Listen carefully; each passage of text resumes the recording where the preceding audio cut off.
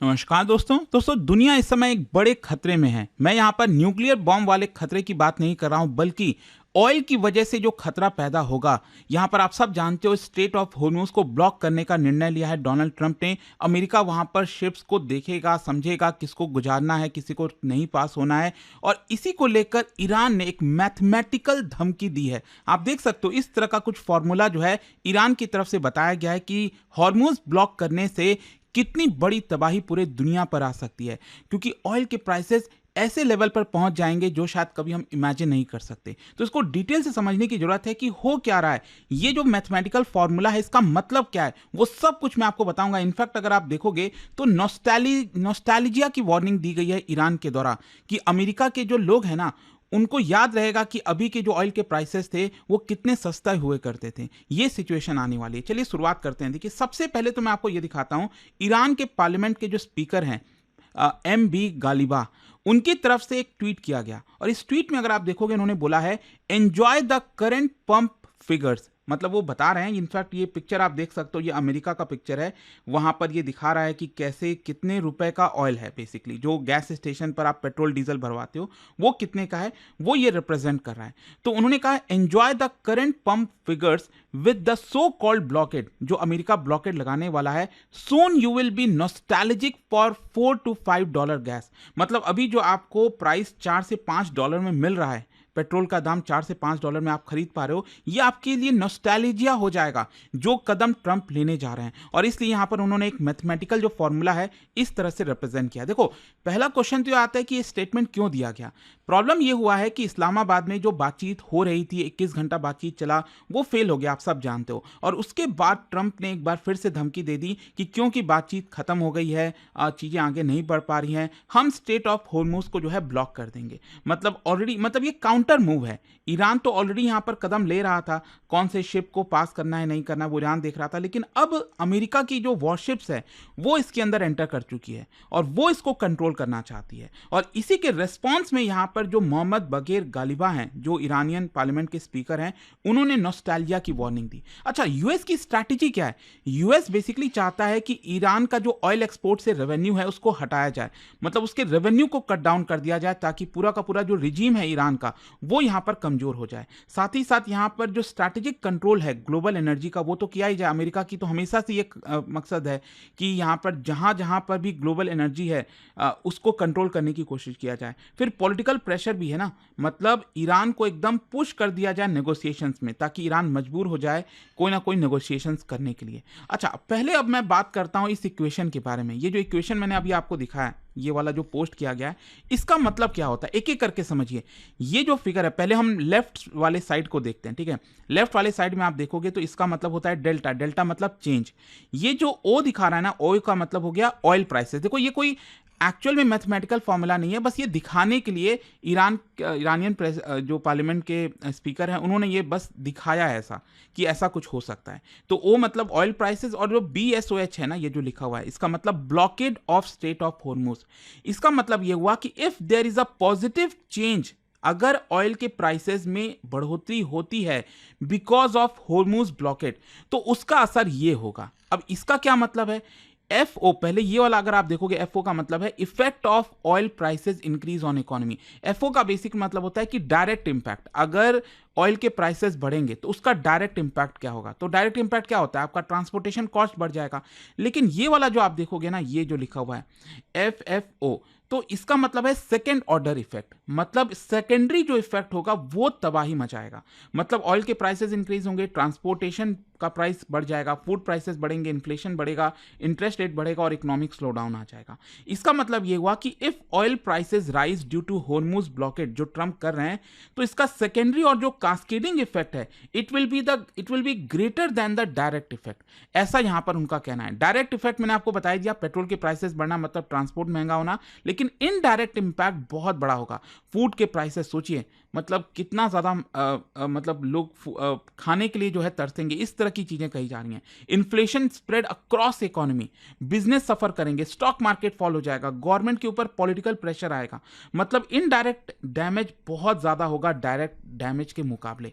फिर इसके अलावा नॉस्टैल्जिया की वार्निंग दिया, मैंने आपको पहले ही दिखाया कि ये किस तरह से उन्होंने बोला है that soon you will be nostalgic for $4 to $5 gas.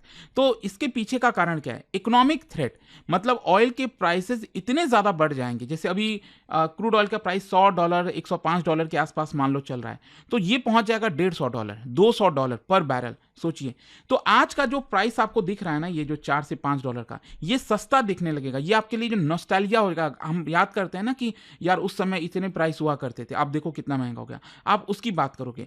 Plus साथ ही साथ ईरान ने एक तरह से साइकोलॉजिकल वॉरफेयर भी किया है, मतलब ये मैसेज सेंड किया है अमेरिका के नागरिकों के लिए कि देखो ये बेवकूफ़ी की जा रही है ट्रंप के द्वारा, इसकी वजह से आपको सफ़र करना पड़ेगा। और अल्टीमेटली देखो क्या होता है ना कि भले ही अभी ऑयल के प्राइसेस ना बढ़े हों, लेकिन इस तरह की जब चीज़ें होती हैं ना, तो ऑटोमेटिकली यहां पर ऑयल में उफान आता है। और आप देख सकते हो, इनफैक्ट अगर आप देखेंगे तो ये जब अनाउंस हुआ था सीज फायर, तो अचानक से क्रूड ऑयल के प्राइस $110 से एकदम नीचे आ गया था, $90 की तरफ जा रहा था। फिर उसके बाद अगर आप देखिए तो जो टॉक्स वगैरह फेल हुई थी इस्लामाबाद में, बात नहीं बन पाएगी, तो भी ऐसा कोई बहुत ज़्यादा बढ़ा नहीं था ऑयल का प्राइस। लेकिन ये जो वार्निंग वगैरह आई है ना स्टेट ऑफ हॉर्मुज वगैरह को लेकर, तो इसकी वजह से ऑयल के प्राइसेस में अचानक से फिर से उफान आ गया है और $105 और इसके ऊपर भी जाने की कोशिश कर रहा है। तो ये थोड़ा सा चिंताजनक है और इसीलिए आप देखो भारत के अंदर भी जब स्टॉक मार्केट आज खुला तो इस तरह का नजारा आपको देखने को मिला। ऐसा लग रहा था कि चीजें अब इंप्रूव होंगी, लेकिन अब वापस से स्टॉक मार्केट वगैरह नीचे जा रहा है। वैसे मैं आपको एक बहुत ही इंटरेस्टिंग चीज बताता हूं, यहां पर जो रिपोर्ट सामने आई है उसमें यह बताया जा रहा है कि इस्लामाबाद में जब यूएस और ईरान के बीच में पीस को लेकर बातचीत हो रही थी, तो नेतन्याहू का एक कॉल आता है जिसकी वजह से सब कुछ बदल जाता है। क्या है कि नेतन्याहू ने जेडी वांस को कॉल किया जब वो इस्लामाबाद में थे, पीस को लेकर बातचीत कर रहे थे कि क्या यहाँ पर हम और लंबे समय तक सीज फायर रख सकते हैं। सो ये नेगोशिएशंस के बीच में हुआ। ईरान का ये कहना है, ईरानियन ऑफिशियल्स का ये कहना है कि जैसे ही नेतन्याहू का कॉल आया जेडी वांस के पास, उसके बाद से सारी चीजें पलट गई। मतलब यूएस जो नेगोशिएटर्स हैं वो अपने स्टैंड को काफी हार्ड कर दिए और इसका कारण यह है कि इजराइल चाहता था कि न्यूक्लियर को लेकर कोई कॉम्प्रोमाइज नहीं किया जाए। मतलब यूएस ने यह कह दिया नेतन्याहू के कॉल के बाद कि देखो न्यूक्लियर जो एम्बिशन है, आपका प्रोग्राम है, उसको हमेशा के लिए खत्म करना पड़ेगा। वही सबसे बड़ा मकसद है इजराइल का। इजराइल चाहता ही यही है कि न्यूक्लियर जो प्रोग्राम है ईरान हमेशा के लिए छोड़ दे और इसीलिए अमेरिका ने यहां पर अपना जो स्टैंड है वो काफी हार्ड कर दिया था। बताया जा रहा है कि नेतन्याहू के कॉल के पहले यहां पर टॉक्स काफ़ी प्रोडक्टिव चल रही थी, ऑलमोस्ट ऐसा लग रहा था कि फ्रेमवर्क हो जाएगा। ईरान बेसिकली ये कहा कि deal was with in reach, लेकिन जैसे ही ये कॉल आता है नेतन्याहू का, उसके बाद स्ट्रिक्ट न्यूक्लियर कंडीशंस लगा दिया गया। यहाँ पर जो फ्लेक्सिबिलिटी है उसको कम कर दिया गया, सैंक्शंस रिलीफ कम कर दिया गया। रिजल्ट ये निकला कि पूरा नेगोशिएशंस रुक गया, ट्रस्ट कोलैप्स हो गया और जो बातचीत है वो फेल हो गई। तो ये सारे सिनेरियोज बन रहे हैं। अच्छा दोस्तों, जाने से पहले मैं एक बहुत ही इंटरेस्टिंग चीज आपको बताता हूं। क्या है ना कि बहुत से लोगों के मन में सवाल है, जैसे अभी तो ईरान ने धमकी दी है ना कि यहां पर क्रूड ऑयल के प्राइस बढ़ेंगे तो फूड इन्फ्लेशन बहुत भयंकर आएगा। लेकिन क्वेश्चन ये है कि अभी तक क्यों नहीं आया, क्योंकि जब क्रूड ऑयल के प्राइस $70 के नीचे चल रहे थे, अब तो ये $100 के ऊपर चल रहे हैं, तो फूड इन्फ्लेशन आना चाहिए। लेकिन देखो क्या होता है ना कि इसमें थोड़ा सा बदलाव है। एक तो आप देख सकते हो क्लियरली कि food inflation, global food price inflation अभी 0, 1%, 2% इस तरह के आसपास आपको देखने को मिलेगा। तो इसमें कोई बहुत चेंजेस नहीं आए हैं। कुछ प्रॉब्लम क्या होता है ना फूड इन्फ्लेशन के साथ कि अभी अगर आप देखोगे तो ऑलरेडी बहुत अच्छा मानसून गया था, इसके पहले अच्छा खासा बफर स्टॉक रखा हुआ है, स्पेशली चाहे प्रोडक्शन की बात करें जैसे वीट प्रोडक्शन, राइस, पल्सेस, तो स्पेशली भारत में और ग्लोबली आप देखोगे तो बम्पर हार्वेस्ट हो रखा है। तो इसकी वजह से एक तो फूड इन्फ्लेशन नहीं हुआ है, फिर बफर स्टॉक्स भी है। मतलब गवर्नमेंट भी क्या करती है, जैसे भारत में FCI, food corporation of India, वो भी अपना अच्छा खासा स्टॉक करके रखी हुई है। तो अगर फूड इन्फ्लेशन थोड़ा भी बढ़ता है तो वो उसको रिलीज कर देगी, सप्लाई बढ़ा देगी। और प्लस एक चीज ध्यान रखिएगा, एग्रीकल्चर में टाइम लैग होता है। अभी क्रूड ऑयल के प्राइसेस बढ़े हैं तो इसका असर अभी आपको एग्रीकल्चर में देखने को नहीं मिल रहा है, ये आगे आने वाले समय में मिलेगा। क्योंकि क्या होता है ना, जैसे मान लो आज के डेट में जो फूड के प्राइसेस हैं वो पहले क्या हुआ था पिछले 6 महीने में, उसके ऊपर डिपेंड करता है कि क्या प्रोडक्शन अच्छा हुआ था कि नहीं, उसमें क्या सिचुएशन थी, तो उस समय सब कुछ नॉर्मल था। इसलिए आज हमें फूड के प्राइसेस ठीक लग रहे हैं। अब याद रखिएगा अगले 3-4 महीने के बाद जब दाल, चावल, इन सब के दाम बढ़ेंगे ना, तो उसका कारण आज का रहेगा, क्योंकि आज जो सिचुएशन होती है उसका असर कल के फूड इन्फ्लेशन में रहता है। और दूसरा एक और है कि डिमांड अभी कोई बहुत ज़्यादा नहीं है, क्योंकि दुनिया भर में स्लो डाउन की बात हो रही है, इकोनॉमी कोई बहुत अच्छा परफॉर्म नहीं कर रही है, तो लोग भी उतना ज़्यादा डिमांड नहीं कर रहे हैं, and that is why demand का प्रेशर नहीं होने की वजह से फूड इन्फ्लेशन नहीं हो रहा। लेकिन हाँ, डेफिनेटली जो सिचुएशन बनी हुई है, मैंने आपको बताया कि जो हॉर्मोज को ब्लॉक करने का निर्णय लिया है ट्रंप ने, और उसके बाद ईरान ने जो धमकी दी है, मैथमेटिकल फॉर्मूला मैंने आपको बताया, तो उन सब की वजह से अब डर यही है कि अब बहुत ज़्यादा सिचुएशन खराब हो सकती है। लेट्स सी आगे क्या होगा। जाने से पहले एक बहुत ही इंटरेस्टिंग क्वेश्चन। देखो, पर्शियन गल्फ में बहुत सारे कंट्रीज हैं, आपने देखा होगा मैप में। आपको अरेंज करना है नॉर्थ टू साउथ, ये आपको बताना है, और इसका राइट आंसर आप सब जानते हैं, मेरे इंस्टाग्राम पर तो मिलेगा ही, वहां पर अगर आप नहीं, कोई बात नहीं, टेलीग्राम से ले सकते हैं इसका सही उत्तर। और दोस्तों, जैसा मैंने आपको बताया, अगर आप यूपीएससी की तैयारी कर रहे हैं, अचीवर्स कार्निवल सेल चल रहा है, 15 अप्रैल तक आपके पास समय है। कोई भी कोर्स बैच आप लेते हो, उसमें आप अवेल कर सकते हैं मैक्सिमम डिस्काउंट, जिसके तहत आपको प्रीलिम्स, मेंस, इंटरव्यू सब कुछ की तैयारी कराई जाती है।